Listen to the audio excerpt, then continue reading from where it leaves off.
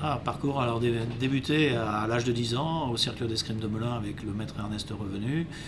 Parcours qui s'est poursuivi effectivement par une carrière internationale, donc à partir de 16 ans en équipe de France junior et puis à partir de 19 ans en équipe de France senior. 12 années en équipe de France senior avec 3 participations aux Jeux Olympiques, 3 médailles par équipe, une d'or à Moscou et 2 de bronze à Montréal et à Los Angeles, et puis un titre de champion du monde par équipe également en 75 à Budapest, et en tant qu'individuel un petit peu moins brillant, puisque une seule médaille de bronze au championnat du monde de Grenoble en 74, mais souvent des places de finalistes.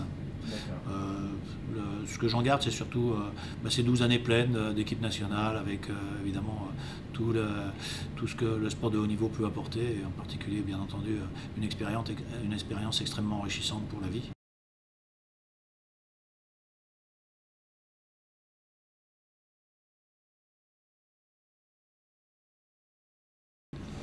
Alors l'escrime proprement dit sur le côté, sur la piste, on peut dire que ça a surtout évolué physiquement. Je ne pense pas que techniquement il y ait une très très grosse évolution, sauf celle due au côté physique, hein.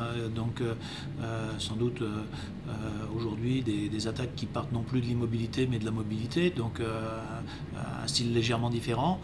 Néanmoins techniquement je ne pense pas que les tireurs d'aujourd'hui soient plus fins que les Doriola ou autres. Je pense qu'on est à peu près sur le même niveau, en tout cas sur les tireurs qui sont sur les podiums. Et puis par contre je pense que l'escrime n'a pas beaucoup évolué malheureusement en termes de marketing, de communication, d'image. Je pense qu'on a gardé cette image un petit peu poussiéreuse d'un sport traditionnel, mais qui justement n'a pas su vraiment se moderniser malgré des choses intéressantes au niveau de la FIE. Et là je crois qu'on a aujourd'hui quelque chose qui est un beau spectacle à commercialiser, mais on ne sait pas encore comment le commercialiser. Quand je parle de ça, je parle bien entendu du vidéo arbitrage qui a donné de la modernité à notre discipline. Je parle du sans fil évidemment. Je parle aussi du masque transparent, même si là c'est un petit peu plus controversé. Néanmoins, il y a eu des initiatives. Il y a eu des initiatives à Londres aussi avec la piste qui s'allume en totalité quand une touche est portée. Donc là, je pense qu'aujourd'hui, l'escrime commence à bien maîtriser le spectacle escrime. Par contre, il y a encore des grosses carences qui sont le produit escrime même, c'est-à-dire le calendrier qui est confus et qui est difficile à marketer.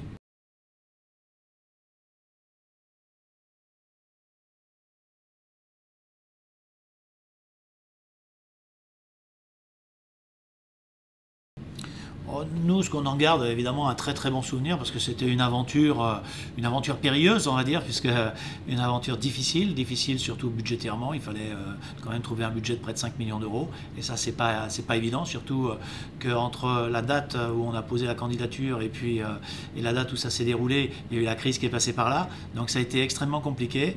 Donc une aventure humaine très sympathique avec une grosse équipe, et on a partagé des moments extrêmement forts, et donc bien sûr ça reste un bon souvenir parce que finalement ça a été une réussite à la fois je dirais en termes de spectacle, en termes de spectateurs, plus de 60 000 spectateurs, en termes de recettes pour l'escrime, plus de 750 000 euros de recettes, c'est assez extraordinaire.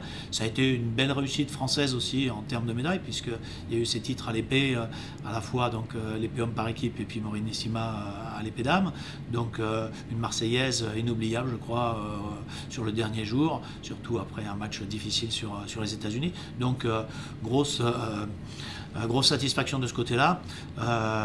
La grosse difficulté, je pense, qui nous marquera, c'est le chauffage de ce Grand Palais, puisque évidemment le volume du Grand Palais c'est quelque chose d'énorme, et donc dépenser plus de 500 000 euros en chauffage, c'est une aberration, mais malheureusement on a été obligé de le faire. Et je crois que ça c'est ce qui nous marquera sur cet événement, c'est que finalement le chauffage du Grand Palais a coûté plus cher que sa location.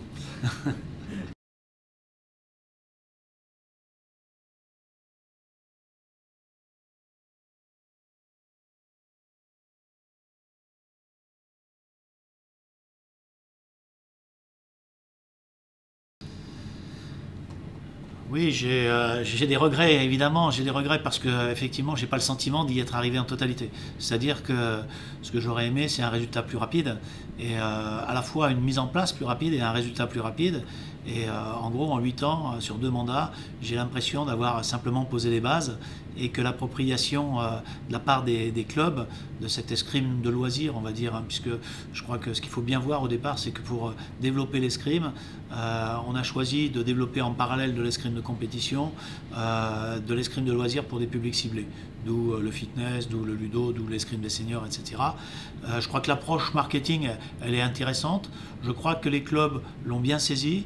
On a eu un développement laborieux de chacune de ces pratiques, laborieux parce que pas suffisamment de moyens financiers ou en ressources humaines, mais en même temps, je pense que les bases sont posées pour une appropriation de la part des clubs et le développement qu'on n'a pas eu, je pense qu'on l'aura dans le futur parce que petit à petit, effectivement, les clubs comprennent l'intérêt de développer à côté de la pratique compétitive qui est une pratique coûteuse pour un club, coûteuse pour un tireur mais aussi coûteuse pour un club, quelque chose d'un petit peu plus loisir et un petit peu plus commercial qui permet d'équilibrer un budget, qui permet de financer le salaire d'un enseignant et je crois que quand tout le monde aura bien saisi ça, eh bien on pourra effectivement se développer. Maintenant au club, aux maîtres d'armes de s'approprier, peut-être à nous aussi de former les maîtres d'armes sur ces pratiques et là aussi c'est un changement fondamental parce qu'on passe d'un apprentissage technique à un apprentissage beaucoup plus pédagogique et je crois qu'il faut que la formation intègre bien que l'escrime a évolué ou va évoluer dans le futur et que l'escrime de compétition, l'escrime technique ne sera pas la seule escrime. Il y aura une escrime peut-être un petit peu moins technique, bien que on voit très bien que tous les publics cherchent quand même à découvrir un petit peu la technicité de ce sport, mais une escrime moins technique, mais qui sera très intéressante pour le fonctionnement des clubs et pour leur vie dans le futur.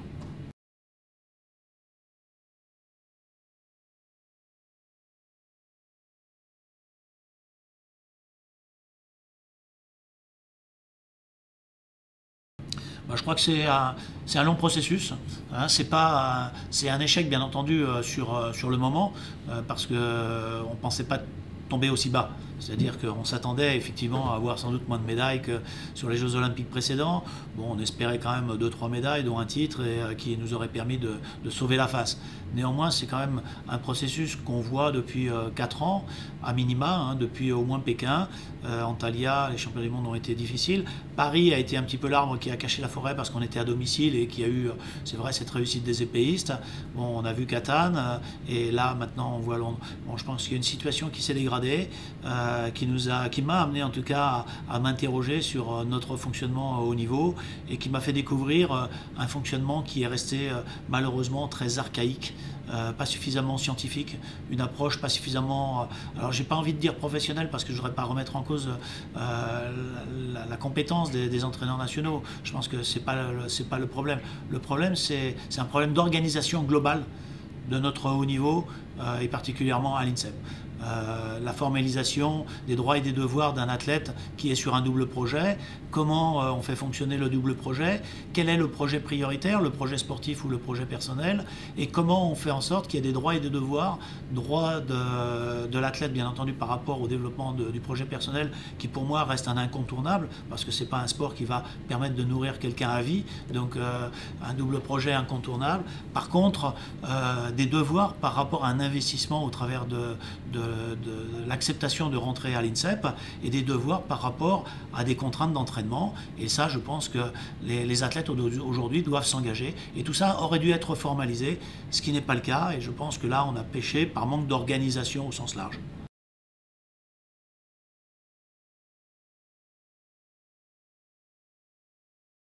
Alors j'espère qu'on va réussir, comme je vous le disais, on a des compétitions qui aujourd'hui sont plutôt bien organisées.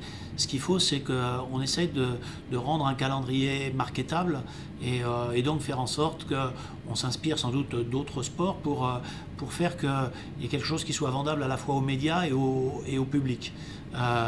Et aux sponsors. Donc il faut qu'on ait une transformation. On est en train de réfléchir sur des épreuves qu'on appellerait grand chelem, un peu comme en tennis, où les 6 armes individuelles sur 3 jours permettraient à tous de se retrouver et permettraient sans doute à des sponsors en dehors des championnats du monde, d'avoir un affichage régulier. Voilà, c'est des pistes de réflexion. Je pense que d'ici 10 ans, on aura fait mûrir et on aura abouti à un projet, en tout cas je l'espère.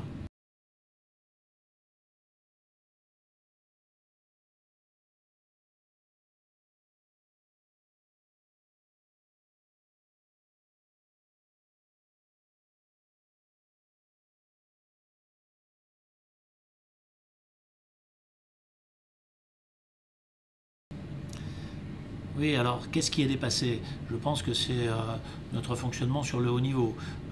En particulier, bon, on s'est un petit peu sclérosé, on s'est replié sur nous-mêmes. Bon, ça c'est quelque chose de conjoncturel, mais c'est quelque chose qu'on peut faire évoluer. Moi, je crois en l'escrime française, je crois au travail des maîtres d'armes dans les clubs. Je pense qu'il y a un très très bon travail, on le voit très bien d'ailleurs au niveau des cadets, quand ils arrivent en compétition avec très très peu d'entraînement finalement, parce que les cadets qui viennent au championnat du monde ou au championnat d'Europe cadets, ils ont 2 séances d'entraînement par semaine la plupart du temps dans les clubs. Quand des adversaires ont déjà un entraînement professionnalisé, c'est-à-dire un entraînement à plein temps dans des structures scolaires, universitaires, voire des structures spécifiques pour l'escrime, si je pense aux Chinois ou à d'autres. Donc ça signifie quoi? Ça signifie qu'avec très très peu d'entraînement, nos escrimeurs ont déjà un bagage intéressant pour être concurrentiels. Donc c'est bien la suite qu'il faut sans doute améliorer. Et quand on dit quelque chose de dépassé, c'est souvent, j'entends parler de regrouper tout le monde à l'INSEP, ne pas y associer les maîtres d'armes de club. Donc c'est une vraie réflexion sur le parcours d'excellence sportive qu'il faut mener. Et bien entendu, je compte sur la direction technique nationale pour la mener, de manière à ce qu'on n'ait pas une coupure entre le haut niveau et la base, alors que notre richesse, elle est à la base au travers des maîtres d'armes qui forment les gamins. Donc c'est comment on fait en sorte que ces maîtres d'armes-là puissent s'enrichir aussi avec le haut niveau, et comment on fait en sorte qu'on puisse à un moment donné garder toute cette compétence des enseignants de base.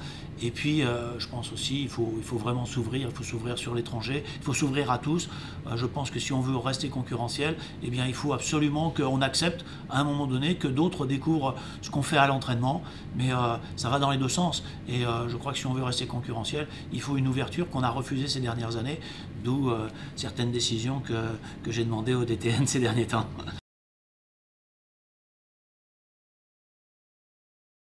Très sincèrement, je pense que ça peut être possible sur une arme. On l'a vu avec la Zozépésie quand il est venu, et je pense qu'on a sans doute à apprendre de certains techniciens étrangers sur une arme. Quant à dire mettre à la tête de l'escrime française un technicien étranger, ça je n'y crois pas. Je pense qu'on a suffisamment de compétences en interne pour faire en sorte que l'escrime française puisse s'autosuffire, même si je ne voudrais pas que ce soit de la suffisance. Mais très sincèrement, je pense qu'on a aujourd'hui les hommes, ils sont formés pour. Maintenant s'enrichir avec des stages à l'étranger, et je parlais l'autre jour avec Bolad Apiti justement de ça. Bolad, il me dit je suis prêt à aller passer 3 mois en Russie pour m'entraîner en Russie. Je dis pourquoi pas. Je dis pourquoi pas aller s'enrichir à l'étranger, d'une autre culture, et je pense que là on a tout à gagner justement dans l'échange, on a tout à aller prendre aujourd'hui à l'étranger. Donc pour moi, comme je vous le dis, c'est vraiment une définition même du parcours d'excellence sportive, mais bien entendu je crois toujours en l'escrime française et au fait que l'escrime française restera compétitive au niveau international.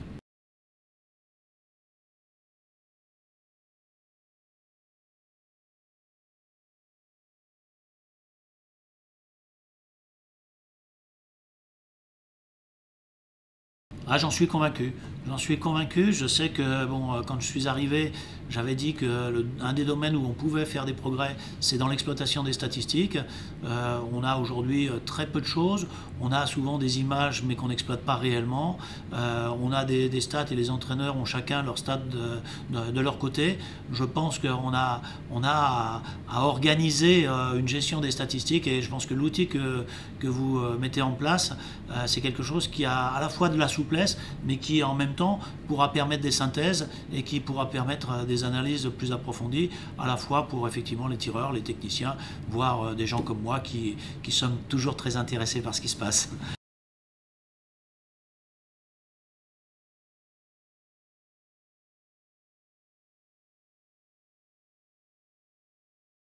Alors là, vous posez un vrai problème que j'ai que j'ai déjà rencontrés quand j'ai voulu développer justement les nouvelles pratiques, c'est quels sont les moyens que la Fédé peut mettre en œuvre pour faire en sorte qu'on puisse initier ces partenariats. Et c'est vrai que c'est extrêmement difficile aujourd'hui parce qu'on est sur la corde raide, on est dans une situation relativement tendue, même si je pense qu'on a réussi maintenant à stabiliser des finances, mais on est dans une situation extrêmement tendue. Maintenant, oui, vous avez raison, si on veut de la modernité, si on veut faire bouger une vieille dame qui est toujours décrite comme un petit peu poussiéreuse, si on veut faire bouger ça, eh bien il faut effectivement que la fédération s'ouvre à des initiatives nouvelles et à des startups.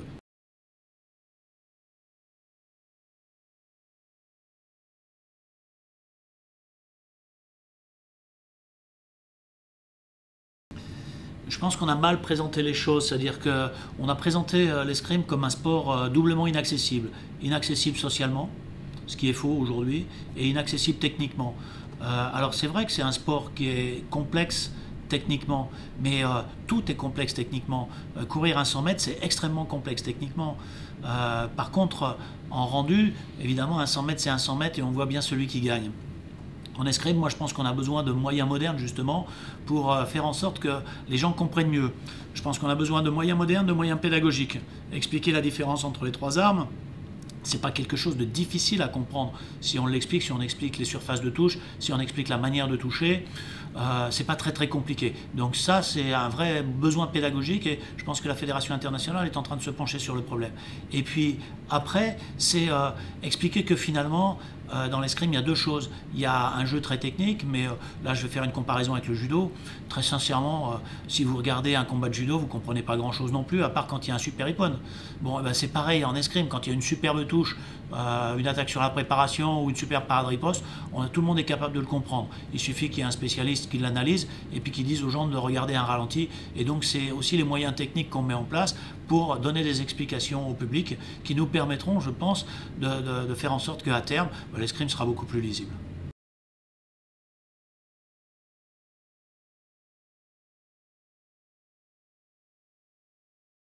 Alors malheureusement c'est une exclue que je ne peux pas vous donner parce que pour l'instant la décision n'est pas encore prise, donc je peux pas vous la donner.